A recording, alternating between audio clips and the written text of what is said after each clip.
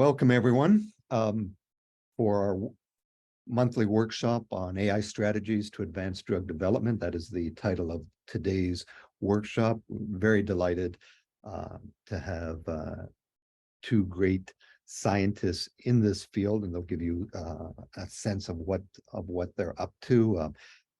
We have Jonathan from Mercury Data Science, and he, I would say, is local. I don't know how local, but I think very local. And we have Bharath from Deep Forest Science, a company that he started up. And I believe, Bharath, you're probably still on the West Coast, is that right? So not local, but just a click of the mouse away. And for those of you interested in this space, both Jonathan and Bharath, feel free to reach out during our discussion. So the format, again, just to remind everyone, 30 minutes. Jonathan will start off with a 30-minute presentation, then Bharath will do a 30-minute presentation, and then we'll have approximately 30 minutes Q&A and discussion.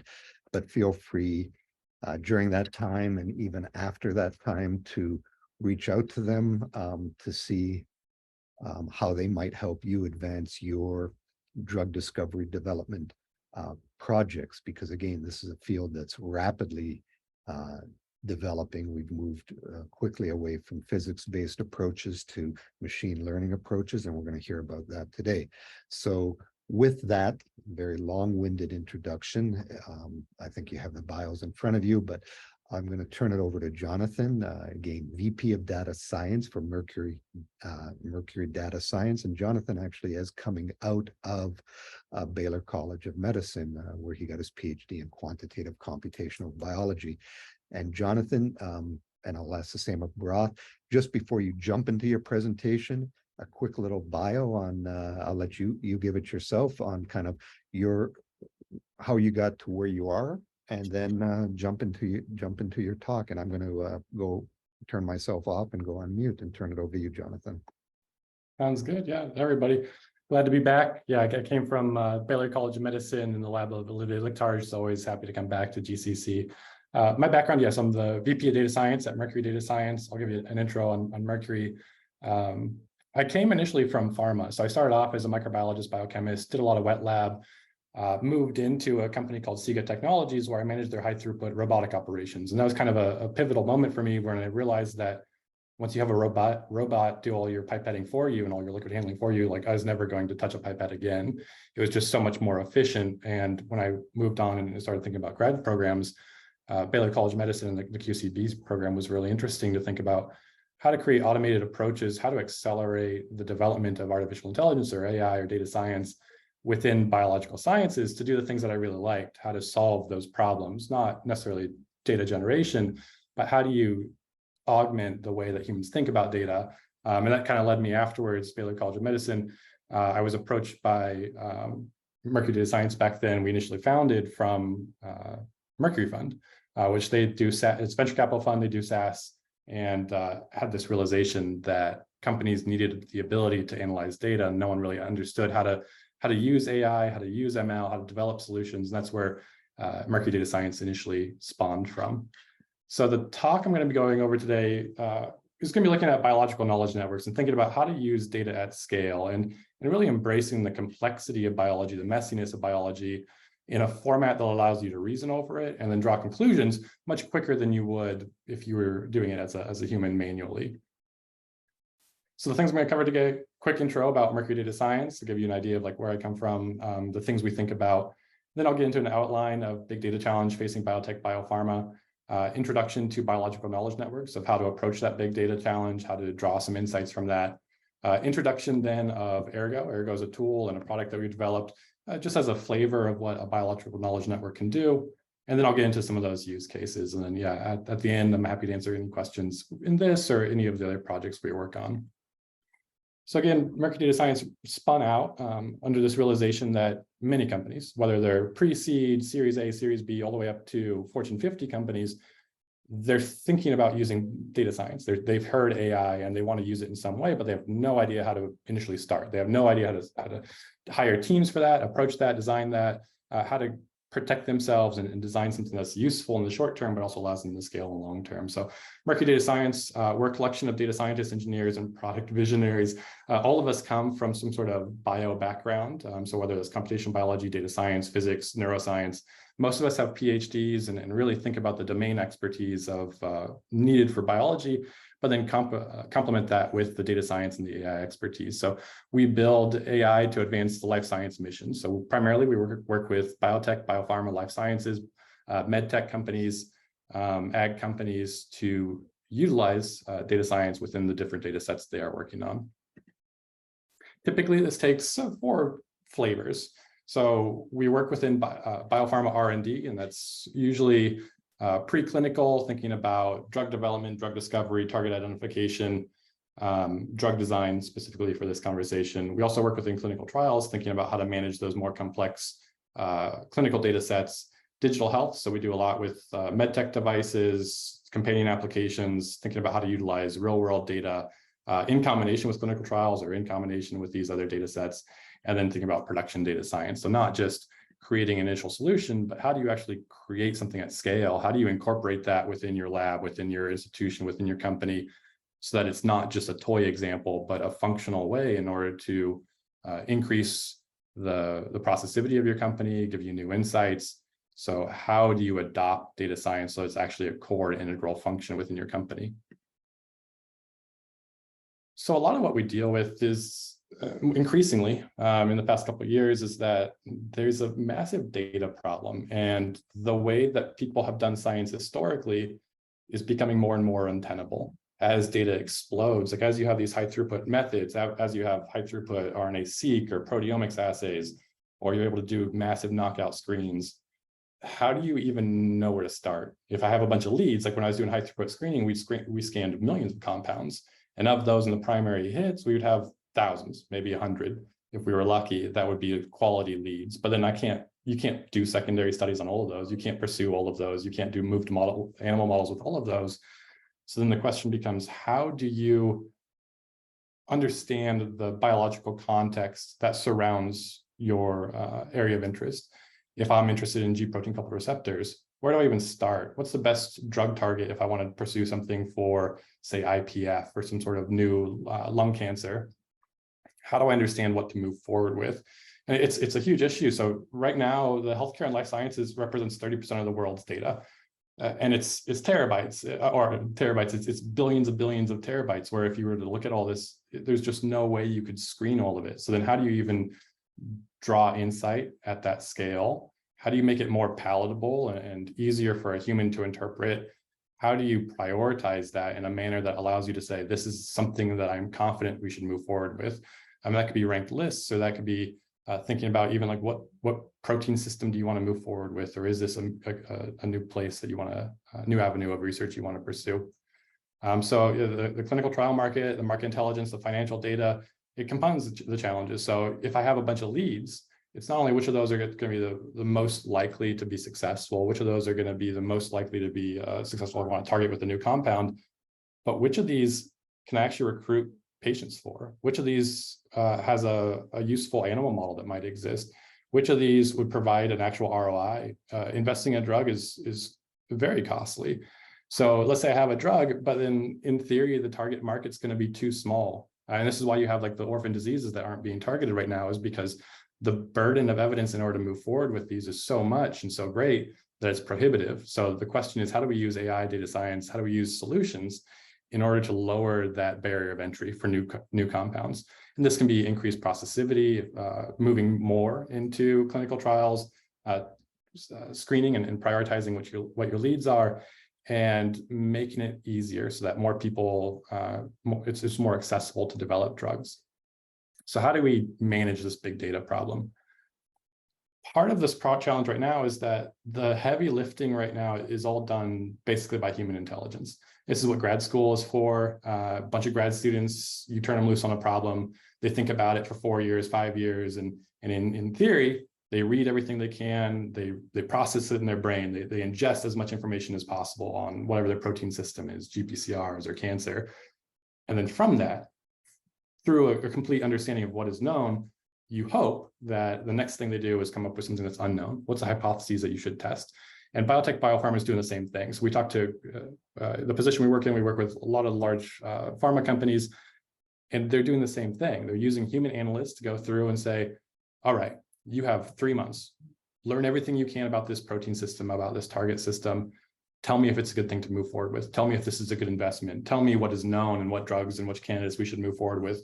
Learn everything you can about a leads or within lead compounds, and that create assays or create identify biomarkers that we can use to move forward with. So then a human will sit down and they'll just read everything they can and ingest all this information. And that doesn't scale. Like it works. Like really smart people come up with great things, and we definitely don't want to remove humans from it. But what if we could help prioritize that effort? What if we could make it, instead of taking 2 months, do it in a few weeks, 4 weeks? You have the process while still giving them the same access to the same information. It's just you've prioritized what people look at. So this is where knowledge networks start coming in handy. This is where NLP comes in handy. I'll touch on, everyone's probably thinking about ChatGPT these days, or GPT models, large language models. This is definitely something that we're thinking about and the entire field's thinking about. But the challenge with using humans as doing all the human lifting is that the quality and validity of the end hypothesis or that drug or that lead, it depends on the quality of the underlying data. Do you have access to all the data you need? It depends on the thoroughness of the data learned. Did you really learn everything? Did you know all of the intricacies?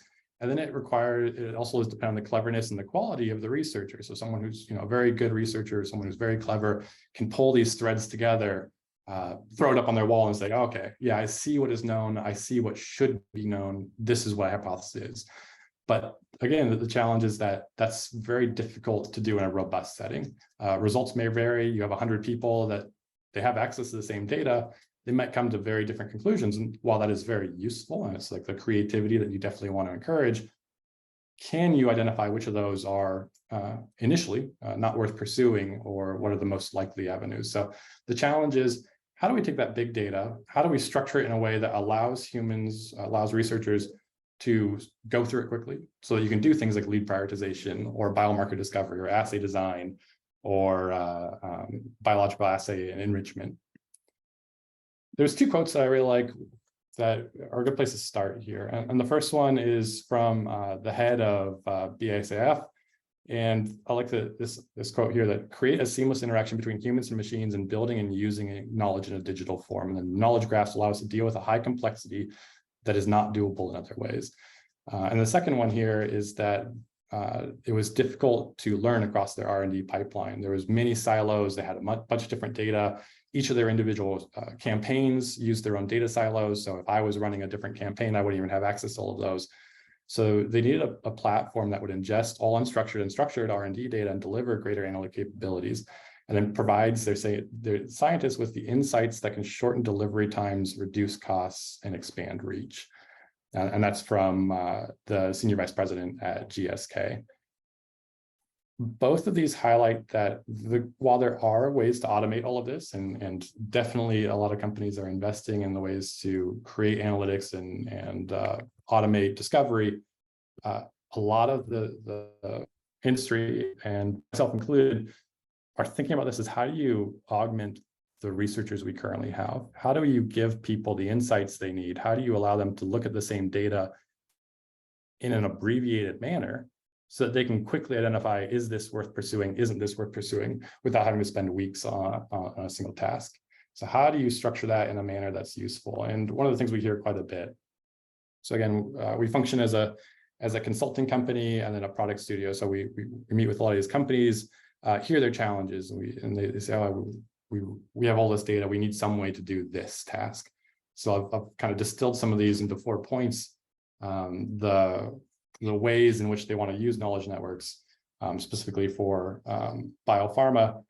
And the first one is to accelerate internal discovery and validation efforts. So they have these leads, they have an initial campaign screen, whether it's high throughput or whether it's some sort of like structural targeted design.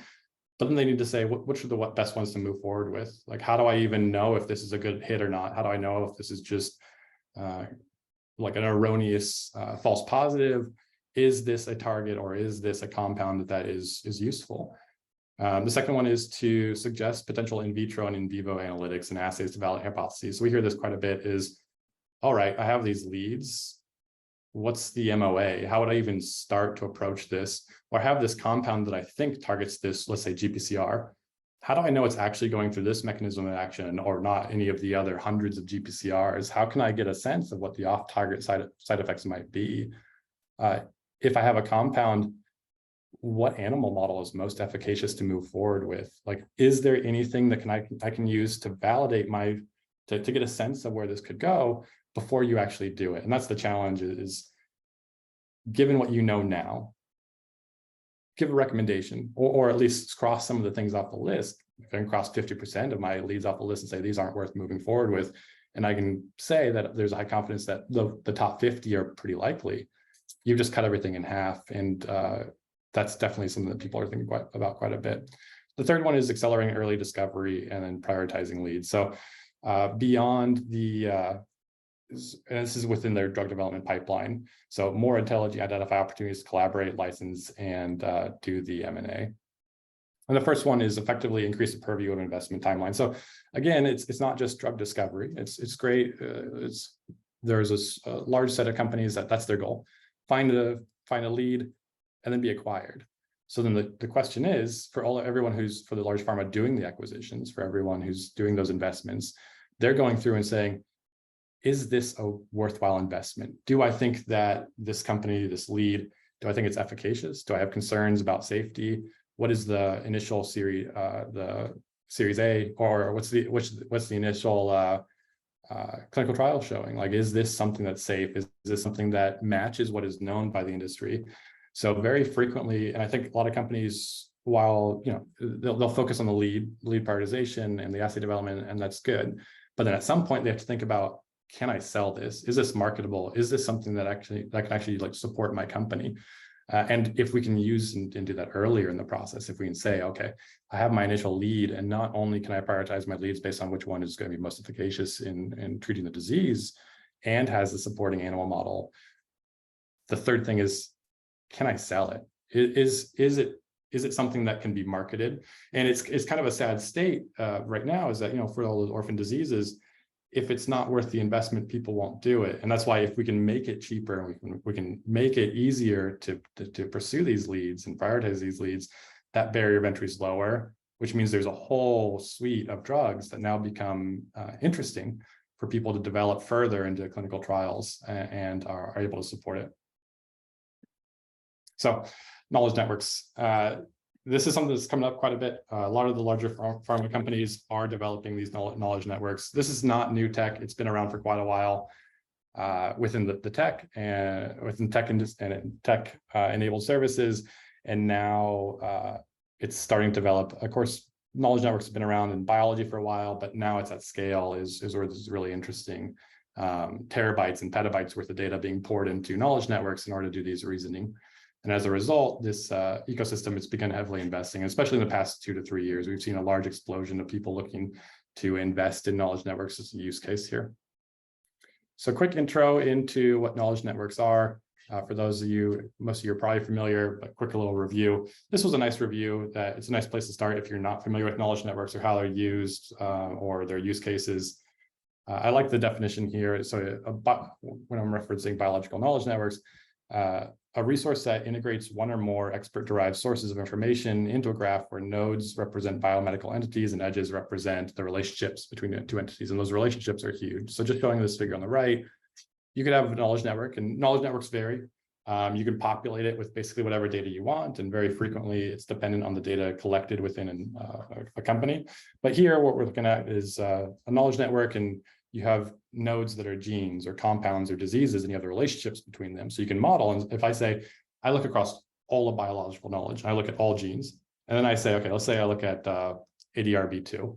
What is every compound known to interact with ADRB2? What is every compound known to interact with homologs of ADRB2? What is every compound known to interact with ADRB2 within the context of IPF or lung adenocarcinoma? This is at the heart, the goal of knowledge networks is quickly distill, sort, and filter information to things you care about, to visualize it if you need to, analyze it, reason over it, and then give you something new. And you can add in biological processes, mutational information, structural information, compound structural information.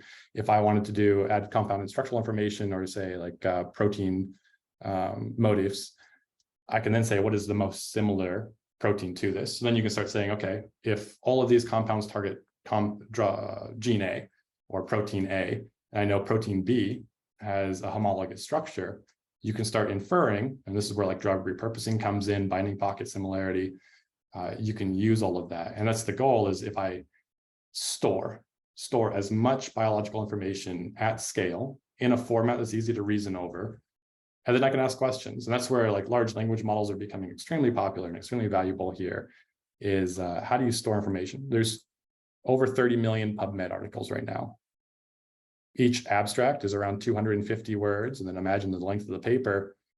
If I were to ask you, what are all of the abstracts that include this protein and this gene, and what is the most likely similar gene to it? You could read all those papers, but it's very challenging.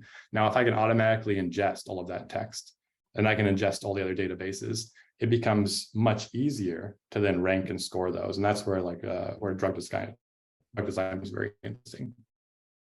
So very quickly, just as a point of discussion, this is one of the things we developed is Ergo to solve that challenge. So given the messiness of data, and given the complexity of that data, and given the size of the data, we developed a knowledge network that accelerates the drug development pipeline.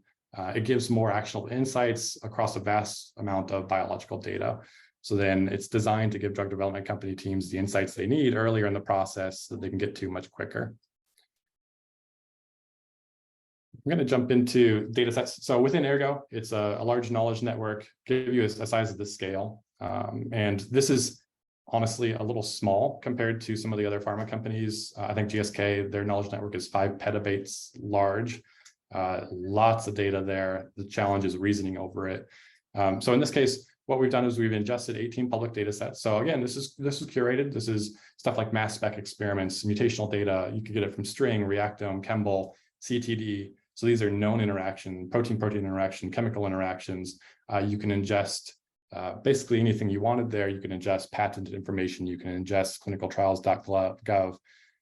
We have gene ontology, everything from Reactome could be in there. So that gives us, we have 2.6 million relationships between the biological entities. That's 400, or a little over 400,000 entities. And an entity is a gene, a protein, a chemical, a Go term, and a disease. And that allows us to annotate abstracts. So imagine all of the data sources you currently use. Imagine all the data sources you say, okay, is this a good chemical? If I want to think about, is this a good drug target? I might go to TCGA. I might look at any RNA-seq co-occurrence. I might look at String. I might look at Chembl. I might look at what patents exist. I'd obviously do a PubMed search. You pull insights from a large amount of biological knowledge, and it's spread out. So what we've done is we've consolidated that, so you can ask a single question, something like, is this a good drug target, or is this something I want to pursue? And rather than having to do step A, B, C, D, E, and then think about how to convert between gene names and protein names and accession numbers, centralize it, and then allows you to reason over it.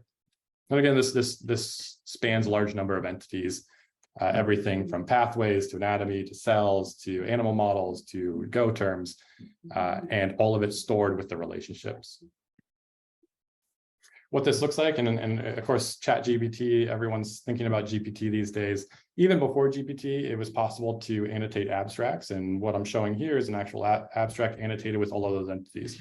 So again, in just all of PubMed simultaneously, within an abstract, you identify things of interest. So losartan, all right, it's a chemical. You can look at genes, and then that starts giving you relationships between them, and where the GPT models are becoming very interesting, and something we're pursuing now, and probably a lot of other people are pursuing, is beginning to capture the precise relationships between entities.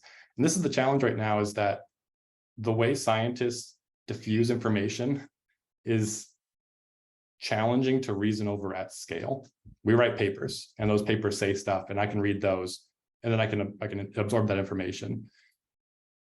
But there's a lot in there that's maybe not necessary, or it's structured in a manner that allows you to read it, but it doesn't allow you to quickly reason over what is being said. And that's where like the large language models become very interesting, is you can start capturing the nature of the relationship. Oh yeah, this prevents phosphorylation. Oh, this inhibits. This results in some sort of intercalation. There's knowing how things are related allows you to very quickly then say, okay, I want to know all genes that inhibit this gene, and then I want to know all chemicals that result in this inhibition. And that's where you can start doing this reasoning. And of course, what this would look like within a structure, if I were to search for angiotensin type 2 receptor, sorry, AGTR2, I could look at the most frequently co-occurring chemicals. I could look at the most frequently co-occurring Go terms, or the most frequently co-occurring other targets.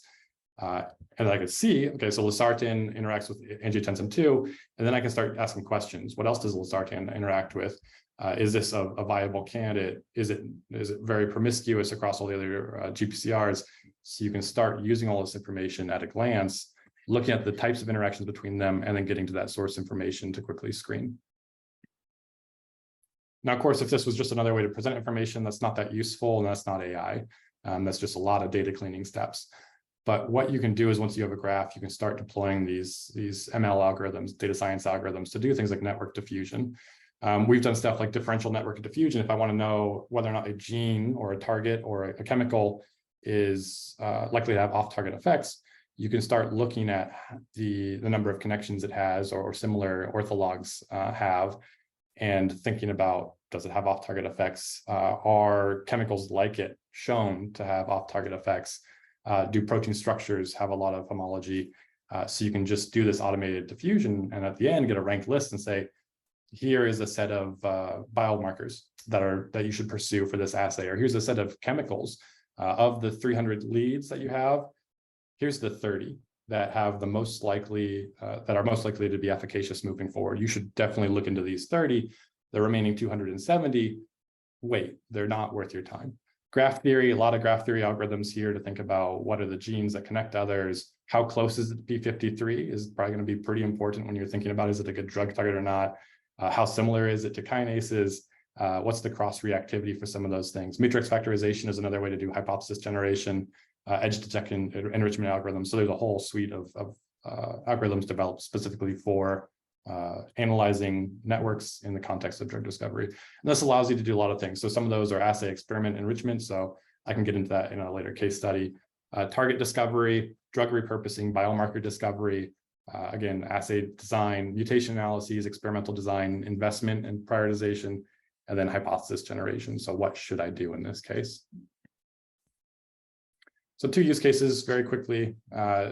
Firstly, this is drug development. So the ability to pick a target.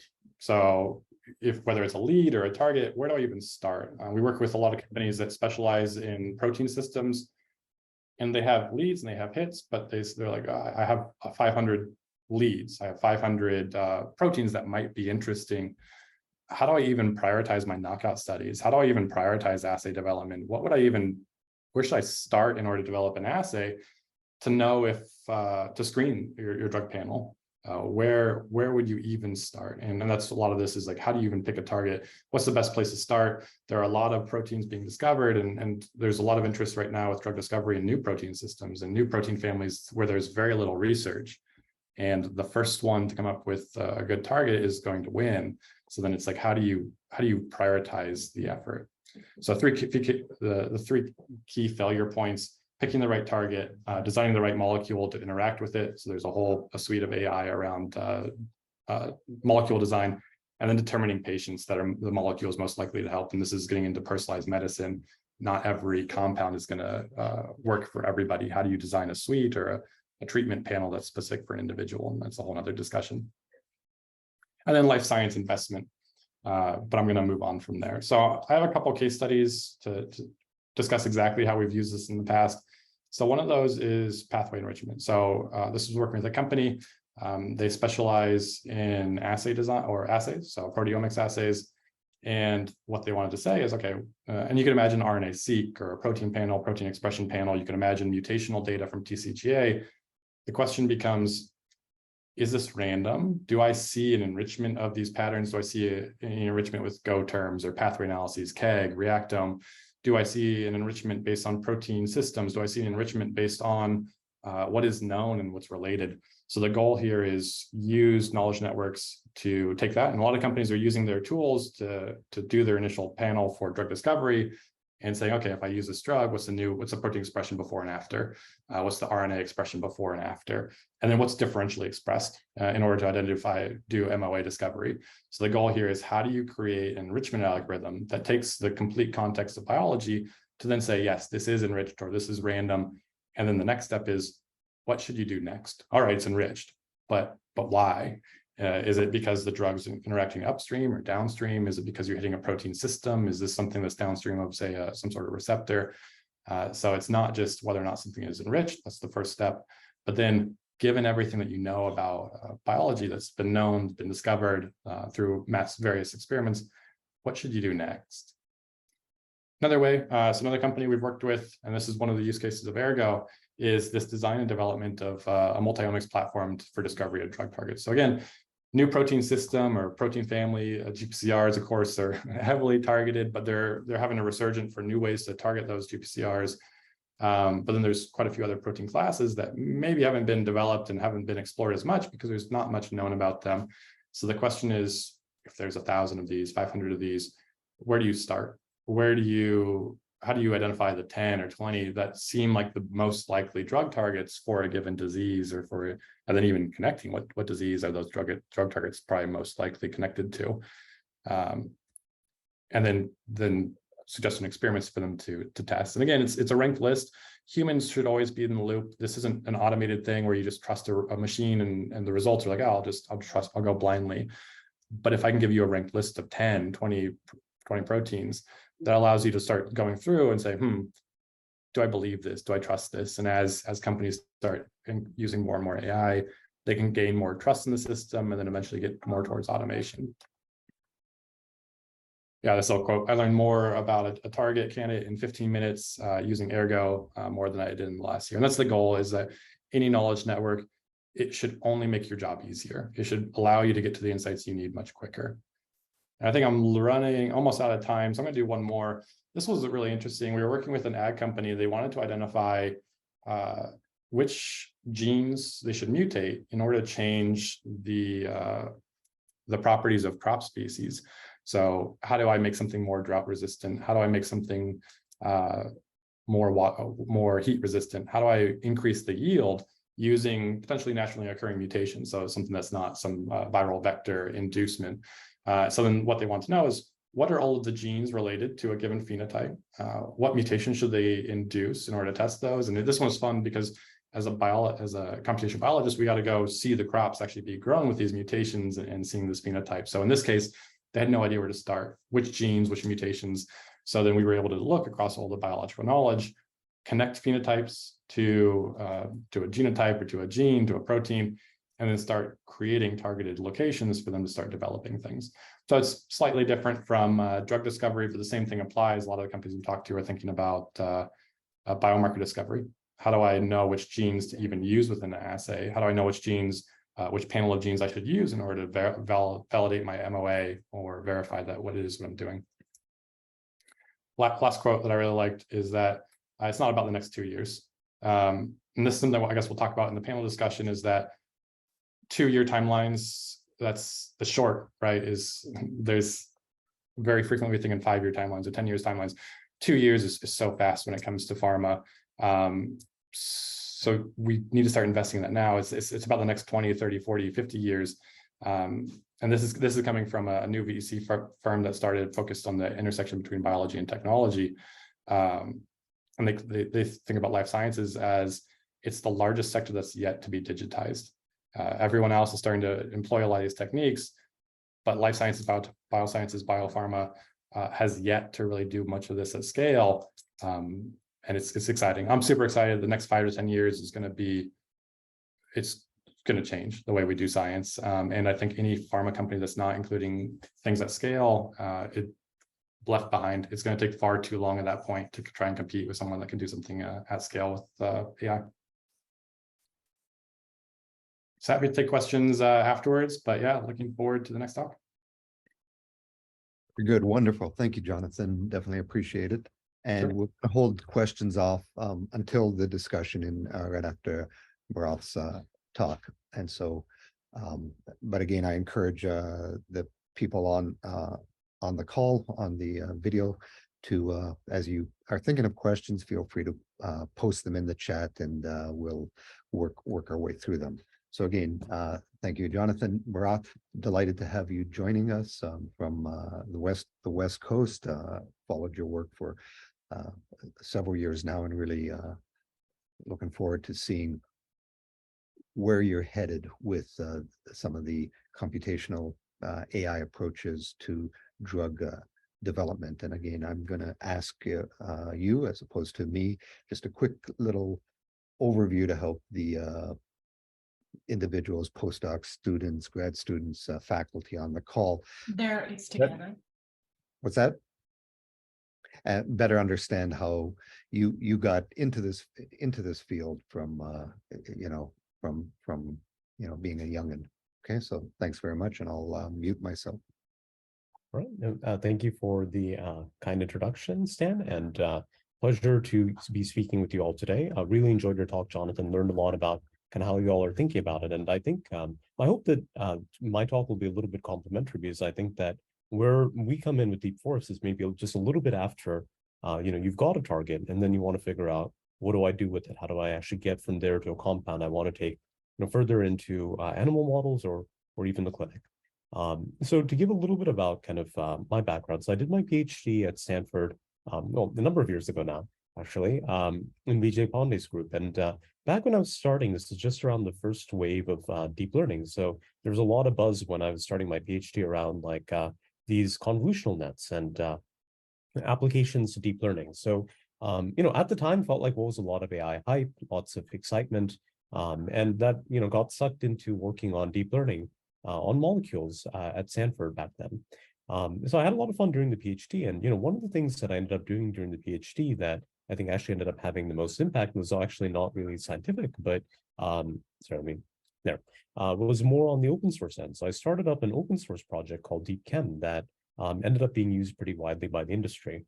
So DeepChem has been used pretty broadly across the ecosystem. I think that every institution you see here has probably written a paper or a blog post using DeepChem and talking about some of the work that they've done with it. So we've had a lot of, I think, impact in terms of reaching different people in the ecosystem and enabling researchers to use graph convolutional methods or on molecules to predict their properties.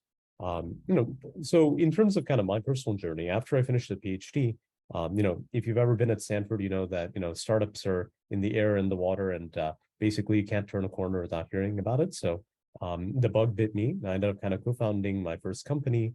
I'll say about it, it was a very interesting idea, and I learned a ton about, how to build startups and also how not to build startups. So after a few very exciting years, we kind of shut that company down. And right before the pandemic, I was trying to figure out, what do I actually want to be working on? And DeepChem and its ecosystem had continued to grow in the background while I was doing my first startup. And I continued, working on it and supporting it over nights and weekends. And then I talked to a few friends, and they're like, oh, well, do you want to do some consulting with us?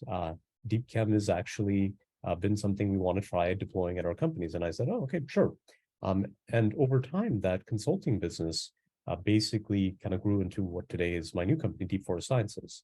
So the DeepChem ecosystem nowadays, it's pretty, I think, dynamic. We have, large community of developers, large community of downstream users, lots of different tools and techniques that enable you to use deep learning in various drug discovery, but also I'll mention briefly a number of adjacent fields, things like, I think I've seen a couple of papers from folks working on environmental studies, ag tech, generally kind of more biology, working actually there's a big contingent of folks doing things with things like battery electrolyte design.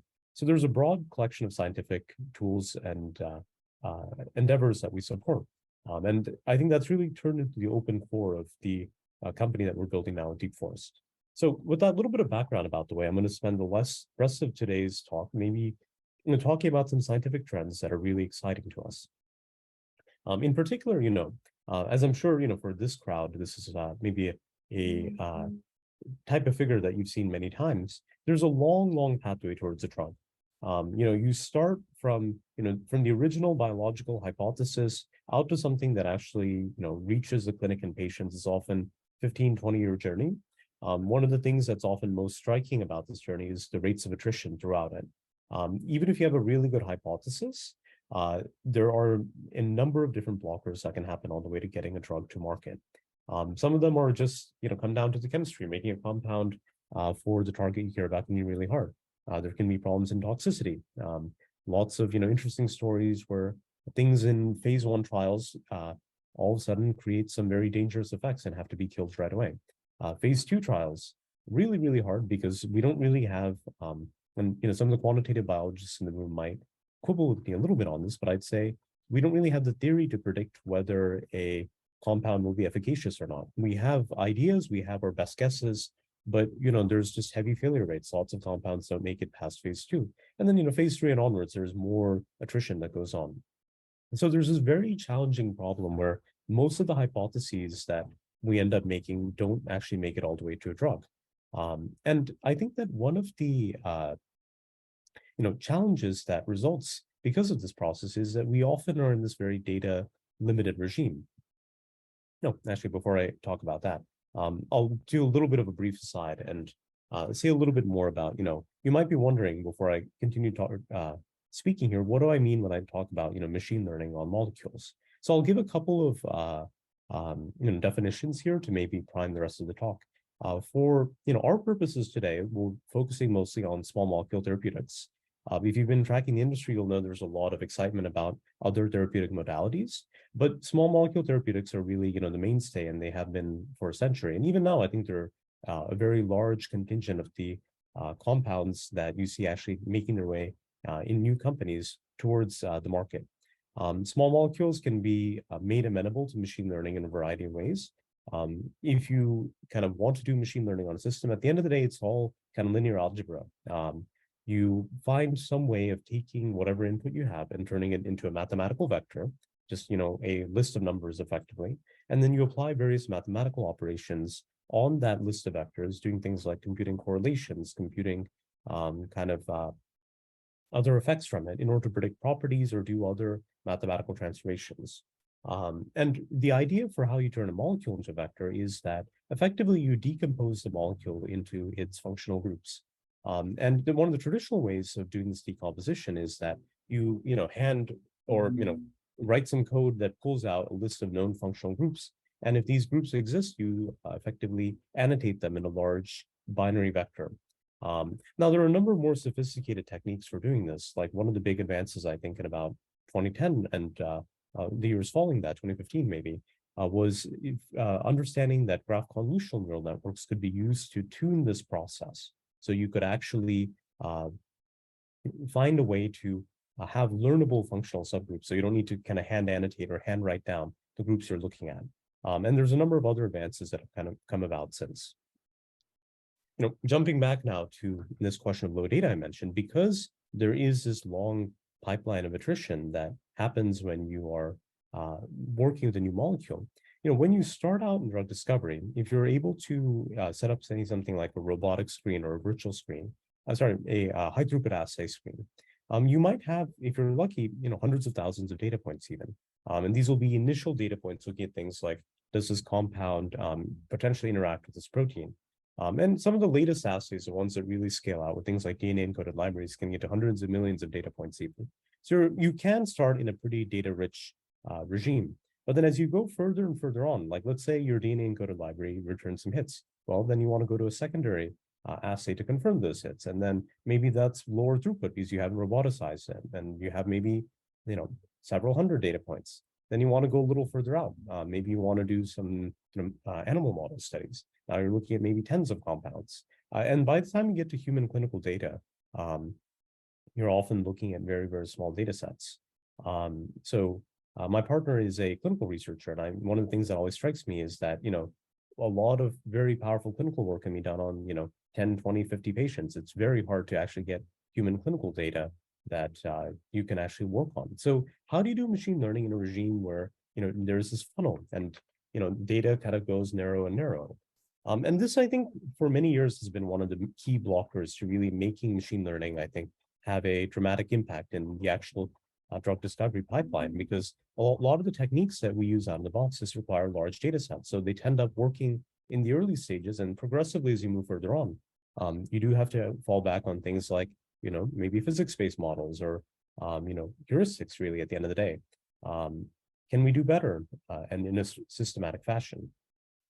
So there's, I think, one key idea that I think has emerged in the last few years. And what I'll say is that, riffing off what I said in the last slide, assay data is expensive. If you have high quality assays, even if you roboticize some of your assays, there will always be more assays out there because there's a lot, biology is complicated.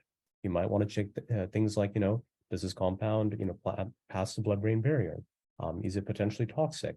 What is its solubility? You might want to look at things like, oh, well, I'm actually worried about this one interaction potentially that in looking at liver microsomes. So the number of assays that are potentially relevant starts to build up. And you can say that, even if you roboticize things, you're looking at hundreds of thousands, maybe, if you're very lucky, millions of data points in some cases. This is still a small fragment of the world of, data out there.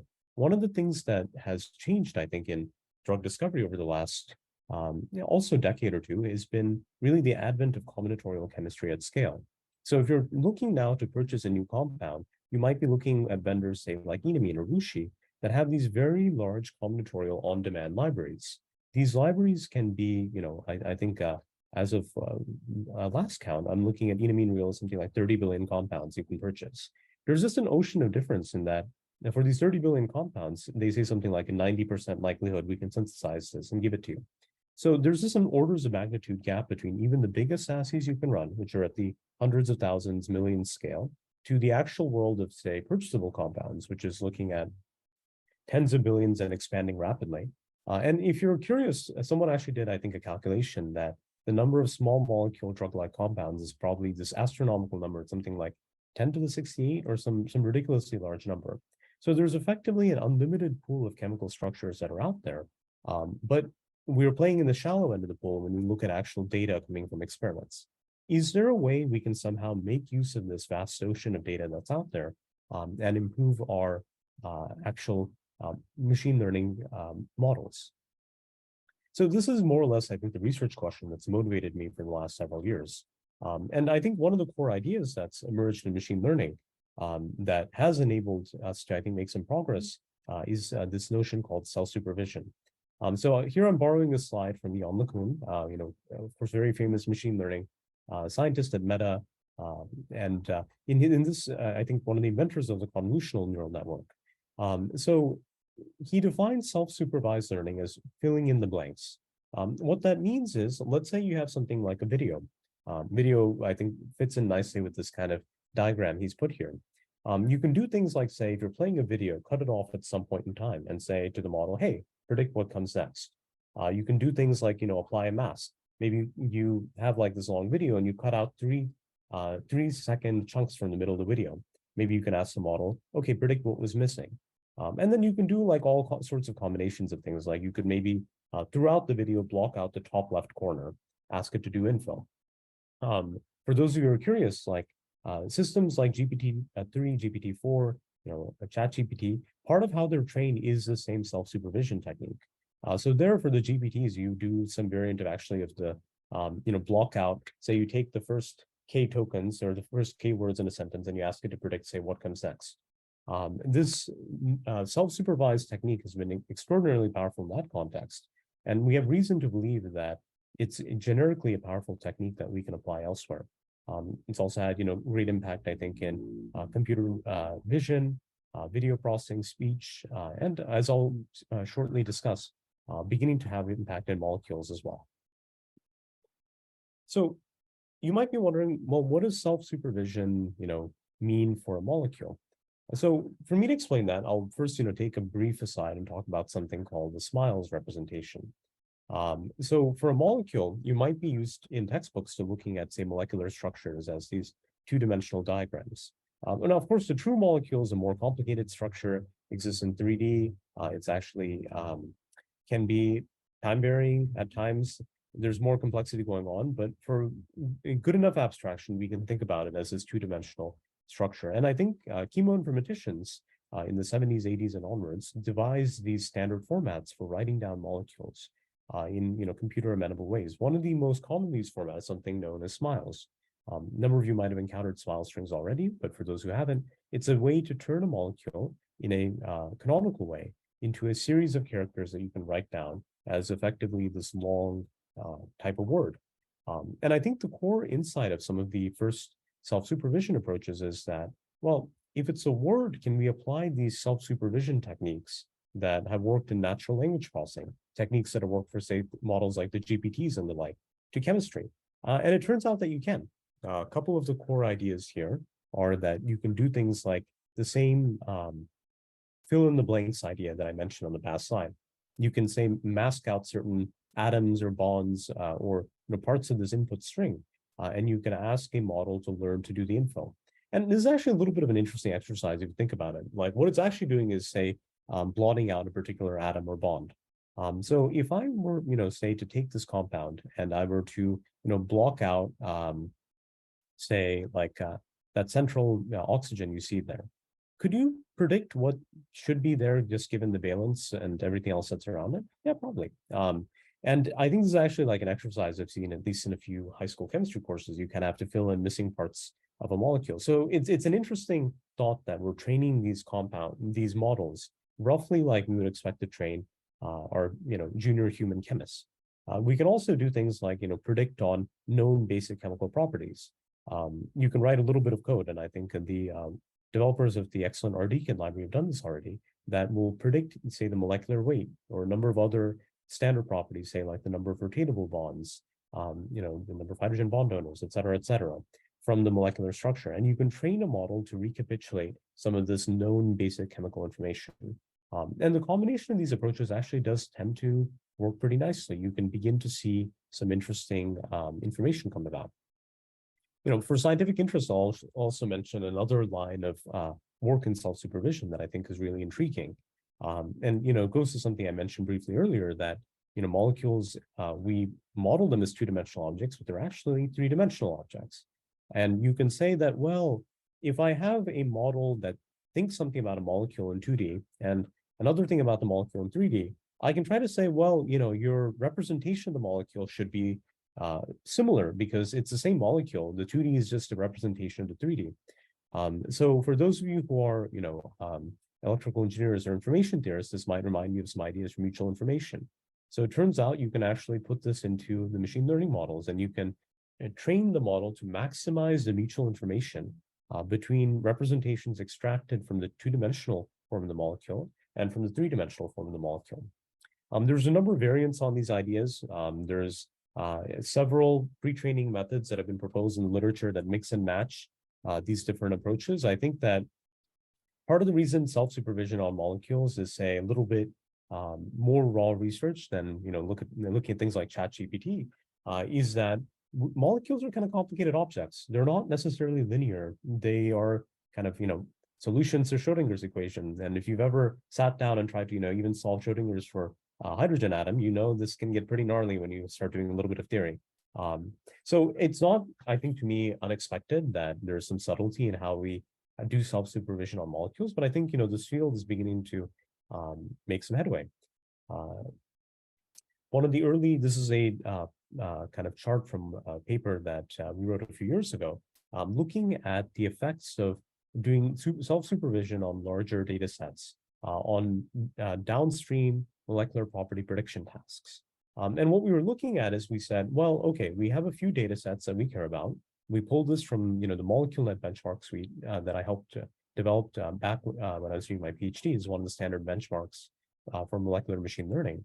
And we said, well, let's look at a model that we just train on this benchmark data set without any additional information. Then, as we go along the x-axis, let's add in more information where we pre-train on different set of molecules. We started by pre-training first on something like 100,000 molecules and 1 million, and up to 10 million. And we saw a number of intriguing effects where after doing this self-supervision and then fine-tuning, that is, taking the model that we trained with self-supervision and then adjusting it for the benchmark we care about, we started to see downstream boosts in performance. And this effect has been borne out by a number of other papers. And in subsequent work, we saw continued improvements. There's researchers, I think Payal Das's group at IBM Research has continued this effect out to say something like 1 billion molecules. There's a brief study from ORNL, the Naval Research Laboratory, on that did a experiment at about, I think, 10 billion molecules, and NVIDIA at 15 billion. But I think a lot of the work here, we're only beginning to get the recipes. So you can kind of run these things at scale, but it's still kind of coming, all starting to come together, as in like, what is the right mode of self-supervision to apply? How big an impact does it really give us when we are looking at predicting molecular properties? But I'll say that as a scientist, is one of the most excited I've been about this field in years, because when I got started, this low data challenges looked like a fundamental roadblock that no matter what we do, unless we invent very expensive robots, which I still think is a great line of research, by the way, that there was nothing we could do as machine learning scientists. But now I think that because of these self-supervision approaches, we're beginning to see some things kind of evolve, and we might begin to see machine learning become practical in drug discovery in the wild. Now, I will mention a couple of things in that I know there's been a lot of excitement around large language models, the GPT-3s and 4s. So there's been a very recent line of work, I think, the last few months, of researchers beginning to probe like the commercially available giant GPT models to see if they understand chemistry. And I believe that these models are trained on large subset of Wikipedia, among other places. So it's not crazy that they actually could have slurped in a lot of information about, say, basic chemical knowledge. Going to Jonathan's talk earlier, I think there'd be a very interesting analogous study that I think some folks are beginning to do, looking at what GPT 3 or 4 understands about biological systems.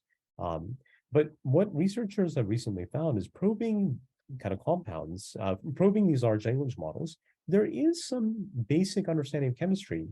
You can ask these large language models to actually generate smile strings from human language descriptions.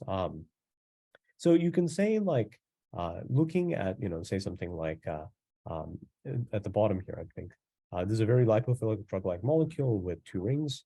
It is very lipophilic. I think it's missing the 2 rings.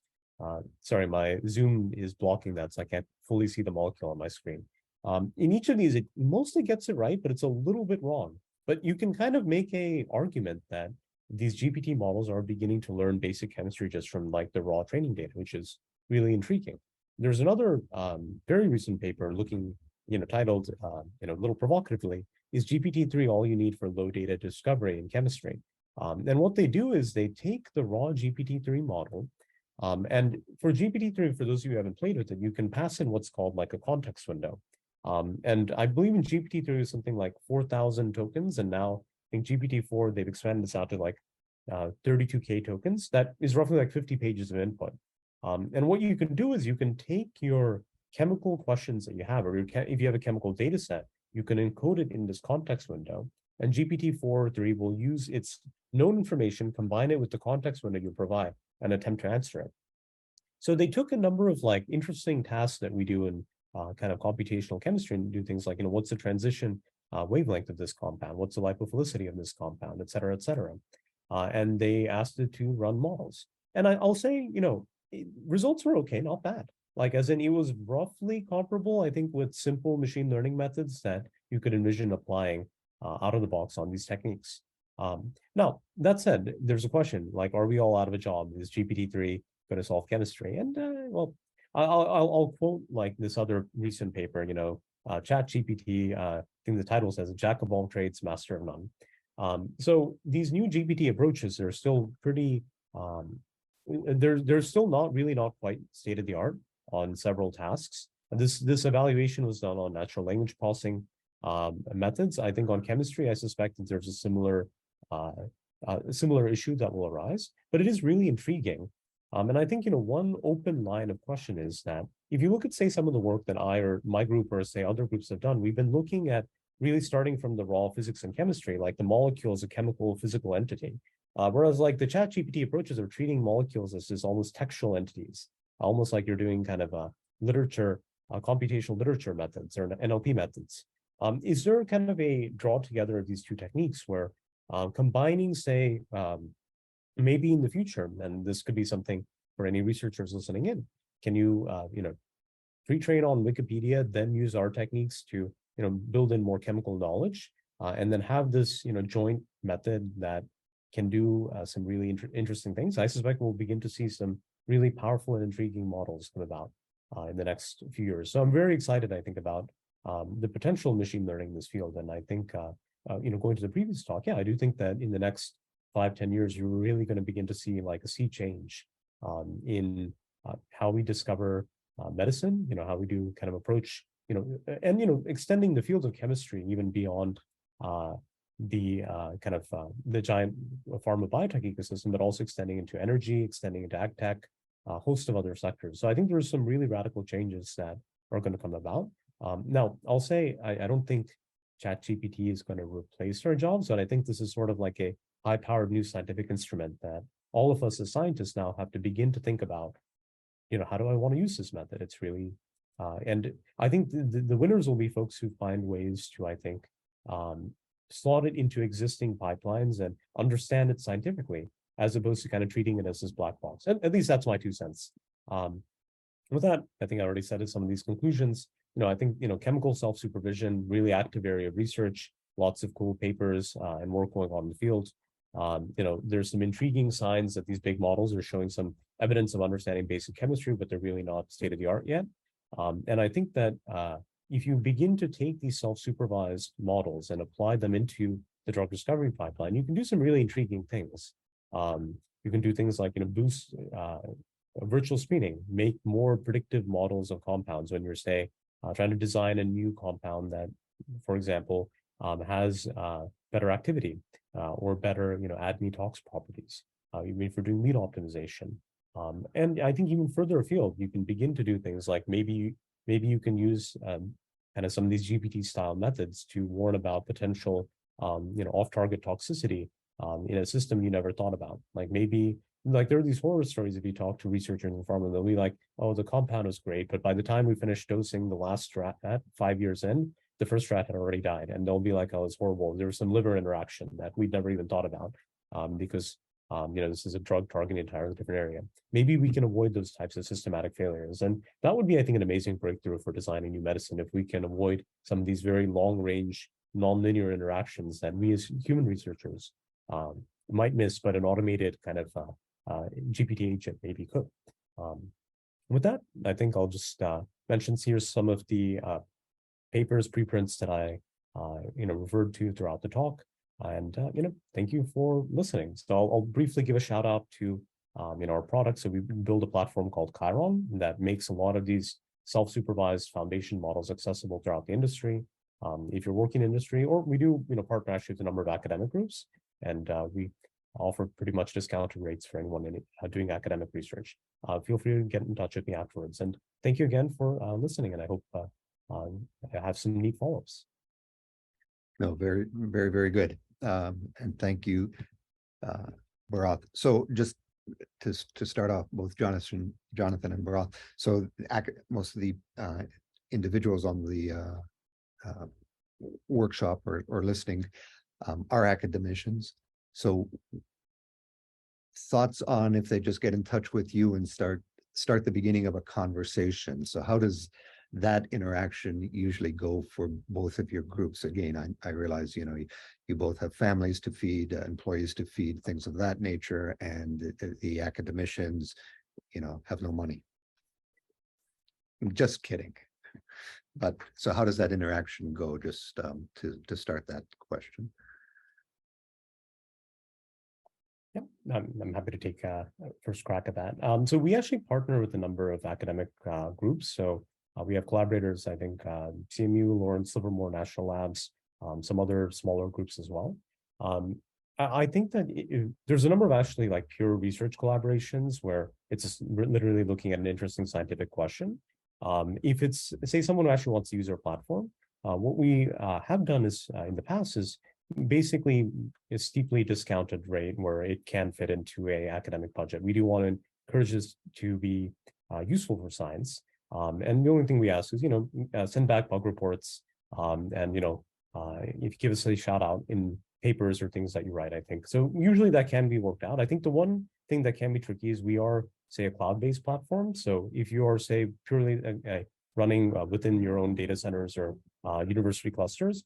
We can make that work, but that is a little harder for us. But yeah, get in touch. And I think we work with a number of different academic groups already, so not crazy at all.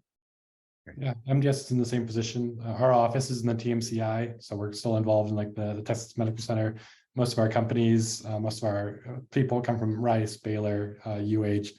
So specifically like with Ergo, it's in alpha testing right now. So yeah, we'd love to have people test it. Let us know. And very similar to Barath, where it's that use case is very, very interesting. We worked with 6-7 years ago, worked with IBM Watson, and they were trying to deploy their technology within biology. And where they failed was that biology is its own unique beast, where if you don't understand the language, the nature of the relationships, it's not useful. So yeah, for us, definitely reach out. We're always interested. I mean, I love going to talks like this and just hearing what you guys are working on. And yeah, always interested to have someone else use Ergo and think about, give feedback. Was it useful? What didn't you like about it? Yeah. Okay, and so I'm going to start off just first of all, there were some questions that were submitted prior as people registered, et cetera, et cetera. So I'm just going to go through them one by one to both of you. I haven't looked to see if they're directed one or the other, and for all I know, you may have already answered them in your talks, or you may be like, where the heck is this question coming from, because it has nothing to do with what we're talking about. But let's have a crack at it. So the first one is, what are some of the open databases, parentheses, publicly available or available for free, that one can access for building models for machine learning approaches? So I'll throw that out to both of you. So publicly available that researchers can start taking advantage of. What would you recommend they look at? Yeah, so like a lot of the ones I went over in my talk are available. And there's two levels of availability. One is like the data is available for academic use, and the licenses are usually pretty friendly. So as an academic, there's a lot of data sets you can just download, and they're saved as JSONs or CSVs, and you start building these. This was something I did in grad school with Olivia Lichtarge's lab. We just ingested all this data, whether it's Chembol or NIH. So a lot of that can be ingested. There are chemical databases that can be ingested. Patent data that can be ingested. Of course, all of PubMed's accessible. The real challenge, I think, for academic labs is doing it all at scale. So you have to be able to download and hold 30 million abstracts, or all of those mesh terms, and then combine all of those. But most data sets are pretty accessible. It really kind of depends on what you're working on. If you're doing mutational data, if you want some sort of RNA-seq data, of course, TCGA is a great place to start if you're thinking about mutational data or expression data. But in theory, it's really like how you combine those. But yeah, there's quite a few. I'm happy to give a list, but yeah, a lot of databases to start accessing. We're up. Yeah, for sure. I think a couple of resources I can mention. So as part of DeepChem, we maintain a suite of data sets called MoleculeNet that we have gathered from different places in literature. One thing I'll mention in general is that it can, for some questions, be hard to find public data. There's a couple of strategies that we followed. So recent collaboration paper with some folks at CMU. This is, again, a little bit more on the material science side. These research, they set up in this project, we set up a pipeline to actually use DFT calculations to generate data at scale. So you can do things like fall back to more physics-based methods to generate, in some cases, interesting data. So you might actually be able to set up your own pipeline to say, fall back to a more expensive simulation.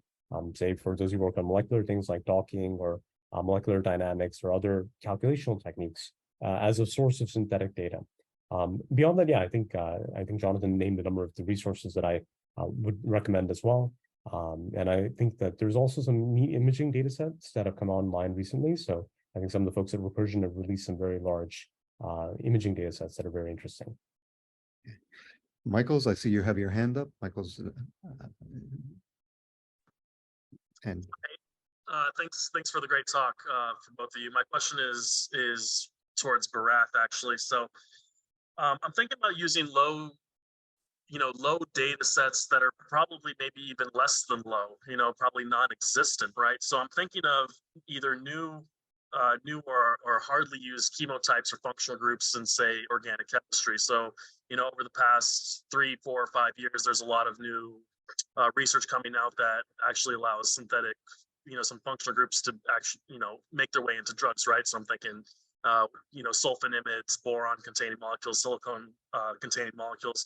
So I'm wondering, with such low amount of data relying on these or relating to these kind of functional groups or chemotypes, is there a potential to discover or find these based on other data sets for atoms per se, or bond connectivity that are not related to these atoms based on the other atoms, or just what we know about the periodic table and basic physical chemical properties of certain atoms? And sorry, what made me think of this question is, Bharath, you said, there's somewhat 10 to the 16 amount of compound, all these compounds that could potentially use for medicinal applications. But what if you haven't been able to have the actual synthetic organic chemistry reactions to put these together? Is there a way to go about maybe incorporating other data that we do have large data sets for to use these towards our medicinal chemistry research, I would say, in the drug discovery realm? And thank you. No, it's a really great question. And I think it's definitely a hard question, right? Like, if you're looking at, new regions of chemical space that have only really become accessible in the last few years, you're kind of in a tough spot because you're not even in, say, the vendor catalogs yet. So I think it's not crazy. The way I would approach it is like a couple of ways. Like, maybe there's a way to fall back to, say, physical simulation to learn more, generate data. So if you, say, can use basic physics approaches to generate some synthetic data that can help bootstrap some of these models and get them to understand more about that chemical space. You can also do things like, it becomes very tricky, basically. Like, if you can use, say, some like standard chemoinformatics approaches, say, to enumerate the space of compounds you're looking at, you can then do things like maybe modify one of these existing pipelines I mentioned, say, from RDKit to compute descriptors, and then you can plug into, say, some of our self-supervised approaches. I will mention, like, out of the box, so say for one of the papers I mentioned, Comberta, we put up weights on Hugging Face a number of years ago. So I've heard occasionally from groups that they've tried this on tasks that I had no idea that I existed, and it actually has worked quite well, but it's a little bit of a crapshoot, unfortunately. So I'd say trying the largest pre-trained weights out there you can find is always, why not? It's relatively cheap. Might yield some results. If it doesn't, I think setting up some type of synthetic data generation pipeline can make some real progress. And I've seen that have really good effect over in material science, especially if you're looking at, say, inorganic compounds or things that are, further afield from, say, some of these existing data sets. But yeah, it is kind of getting closer to the research frontier the further you go away in that. I can state, anonymizing something I've seen in the real world. If you're doing scaffold hopping and you have a limited data set, it can be really hard. Like, the models do have some predictive power, but I will say they do really struggle the further out you get. They're not terrible. They're better than random, but you don't get that amazing effect that you do sometimes when you have enough data. And I think one or two more generations of these self-supervised approaches, and we might be able to take the leap, but it's sort of like effectively giving a new language to ChatGPT that it's never seen before. Maybe you can figure something out because it's big enough, but you don't know. Sometimes it might just be gibberish. I appreciate the answer. Thank you. Thank you, Michaels. And again, if anyone else has a question that's not in the chat, just feel free to raise your hand or turn your camera on. So another question in the chat is, how can AI models be utilized in cell therapies? So I realize, drug discovery is broad.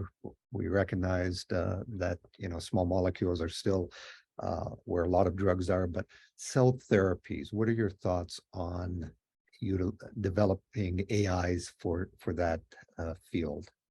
It's a very general question, both of you.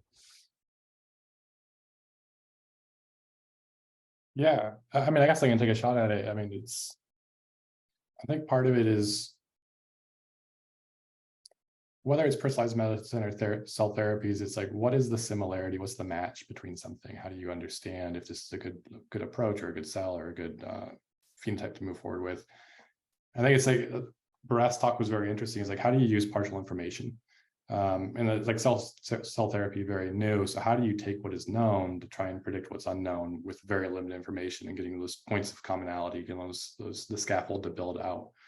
So again, it's like, I'm going to be a little biased because it's kind of the approach that I took for the talk today is like, how do you take what is known? How do you look at cell therapy or look at this individual piece of what you want to investigate And then how do you find the nearest edges to that? How do you get diffuse phenotypes? How do you diffuse individuals within cell therapy? So I think across all AI right now, it's how do you utilize what is known, and how do you make those connections to that thing you're looking at, whether it's a new chemical, whether it's a new drug, whether it's a new thing of cell therapy. How do you infer, hypothesize based on what it is? So I think it really just comes down to, like, based on what you know right now, how do you make those connections, and then utilize those to do, either self-supervised or some sort of reinforcement learning to expand on it. So let me ask both of you a slight variation, and this isn't in the chat, but based on Michael's question and some of your answers and Bharath's your talk. So with the AI, when you're doing a prediction, all right, and you say, all right, can we predict this unknown data or this data that's been left out? Are the tools being developed where both you can do a prediction, but also then a confidence? How confident are we in that prediction? So, I mean, you can take the extreme, right? And you can say, all right, I'm now going to, instead of just cut out this little piece of the molecule like you had in your talk, Bharath, we can predict what should fit in there. Okay, as we fill in the gaps, if you will. But now, take the extreme, we cut out all of the video.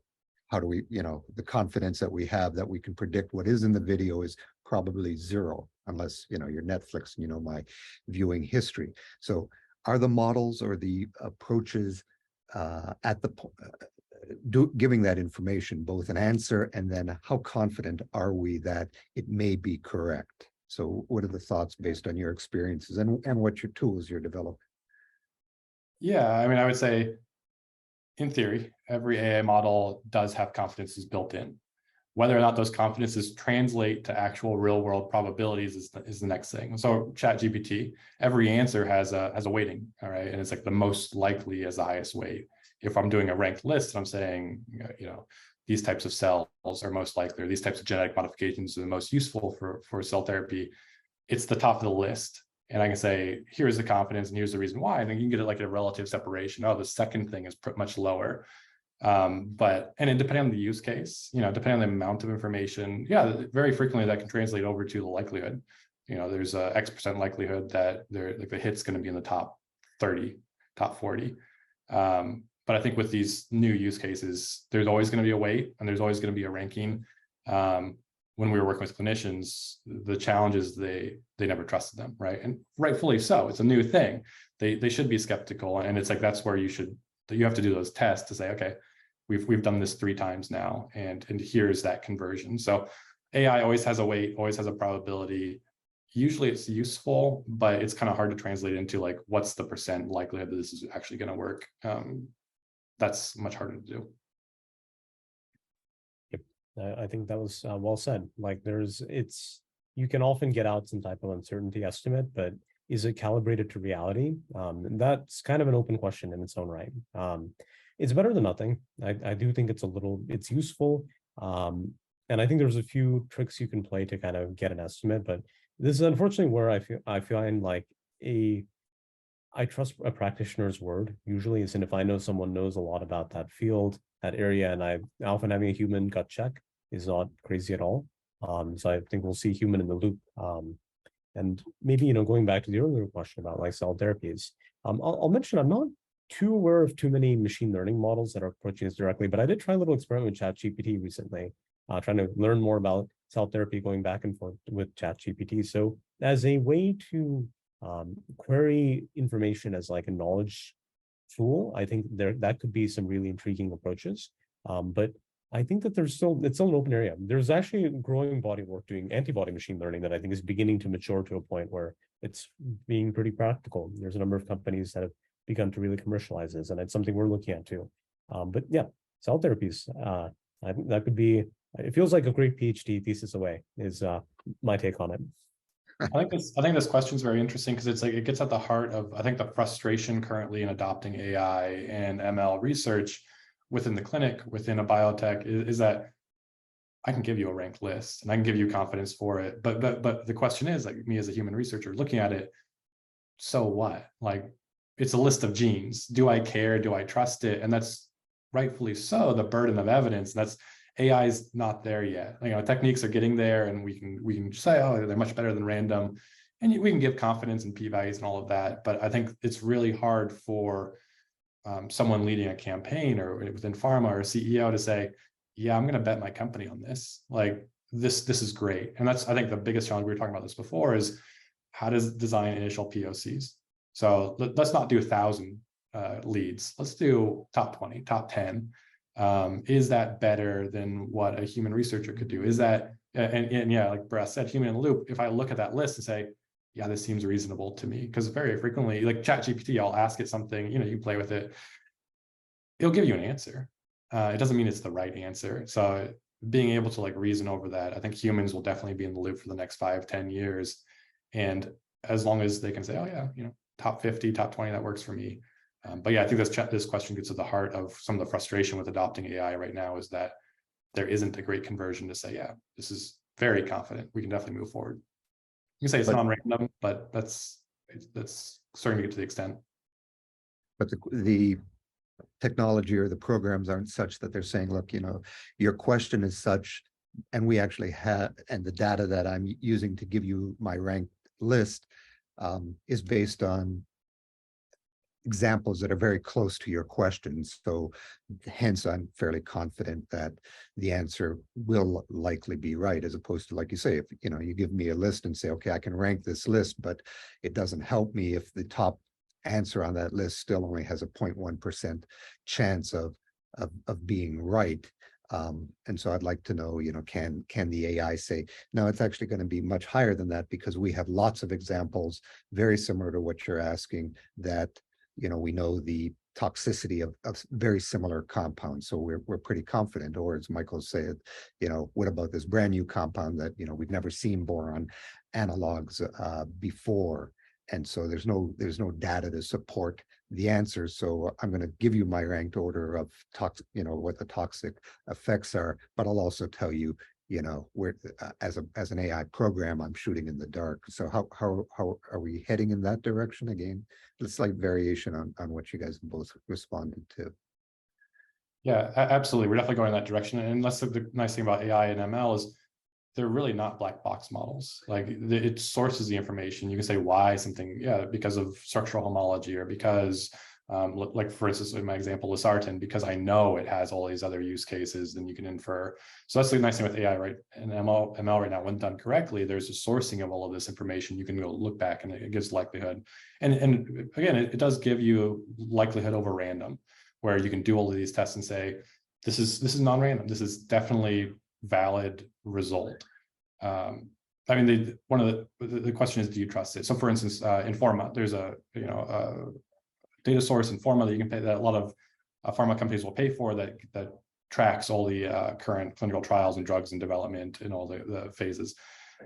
They have a score, 2 scores. One of them is automatically from AI, the likelihood of a compound moving forward into the next phase, whether it's 1, 2, 3. And then it has an AI generated one. They're useful and they're non-random. It's interesting though, talking to different pharma companies, some of them will be like, yeah, I don't use these at all, because I don't really know how to interpret them. It's like, oh, okay, that's a score of 3. It's good, but what does that mean? So I think it's the challenge right now is AI can give you scores, valid scores, non-random scores, statistically significant scores, and rankings, and they're very good. It's just we haven't really translated those to something that where a human can be like, this is definitely something I want to move forward with, versus like kind of like the human gut. The intuition is, what you know. It's kind of hard to translate from an AI perspective about what the machine knows, so I trust it. That's where the field's absolutely going there, and like the GPT models definitely start getting to that. So yeah, the black box is disappearing very quickly. Right. It's definitely going to be a really interesting kind of research question. Like, how do you ground these things? ChatGPT will tell you all sorts of bloopers, like caught a 5th grader lying, and where'd that cookie go? So it makes up all sorts of things, but I think this is probably one of the biggest questions. I think that probably squadrons of people at Google or OpenAI and others are trying to really sort out. Like, how do you tie these things down? How do you try to make sure they're contextually grounded? So I do think it'll begin to be a lot better, as Jonathan is saying, over the next few years. Like, And it's probably a combination of just like old school engineering techniques, trying to really pin down, do I know the source of that? If this is coming from big, textbook that I trust, probably weight that more than a claim on an internet forum. But, sometimes Wikipedia can get some things right. So there's this interesting question of like, how do you ground a model? And from another side, one thing I've seen is like over in kind of quantum chemistry, there's these really interesting approaches mixing the neural net with kind of classical theory, where you can like tie it into like using variational quantum chemistry, where there's some like known variational lower bound, like that comes from a theorem of physics, basically. And you can actually put the neural net into that framework. So you inherit the physical theorem. So actually the neural net is learning something physically meaningful by construction. And maybe there's ways we can do that where we can constrain the neural network with known biology or known physiology or known chemistry, so that it's actually must produce something that is physically viable. Like, for example, I can't make up compounds with made-up valences. That doesn't exist. And if you can teach the model that way and have a feedback signal of no, bad model, don't come up with things that are actually like aphysical. Maybe there's a way to do that grounding that could be really interesting over the next few years. Okay, and one of the questions that has come up again in the chat and discussions with individuals in the area is, all right, you have a grad student, postdoc, faculty, doesn't matter, and they have a target that they love, and there's a structure, or they either have a structure for it, or they've gone out and generated a structure using some of the tools out there right now. So okay, fine, so we have a structure that we pseudo believe it looks pretty solid. Physics-based approaches, sure, we could go to Schrodinger and or go to any of the platforms out there and do a drug screen against the NMN database if you want, or curated database, and try to do a physics-based finding of some hits, all right, and hope that they work. And a lot of those tools are free. So the question is, what about on the flip side? I know there are tons of companies out there that are commercially saying we'll help you find some hits, and that's great. Are there any free platforms that students, postdocs could look to use, and unfortunately maybe more black box-ish, as that they could actually start generating or screening some molecules to see whether or not an AI approach might yield anything? Any thoughts on that, or do they have to really write their own code at this point? So I can give a plug for DeepChem as served many papers in that vein. We do have an extensive collection of tutorials, but it is kind of a scientific library, so you might have to pull up your boots and do a bit of reading to understand some of the theory behind it. But yeah, there's been a lot of papers, I think, written that very much start in that vein. I think I read one recently that was designing an antibiotic, basically in this vein using DeepChem. So very much possible, but it isn't quite as black box as one might hope. Okay, so there would be maybe still some programming that one would have to do around it, and then incorporate the DeepChem as some sort of subroutine call in a Python code or whatever code one's using, or would that be, or is there, or there? Yep, no, I think that's exactly right. Yeah, I think a neat Python script, but yeah, it doesn't remove the need at the open source level for actually having to do a little bit of scripting or understanding that.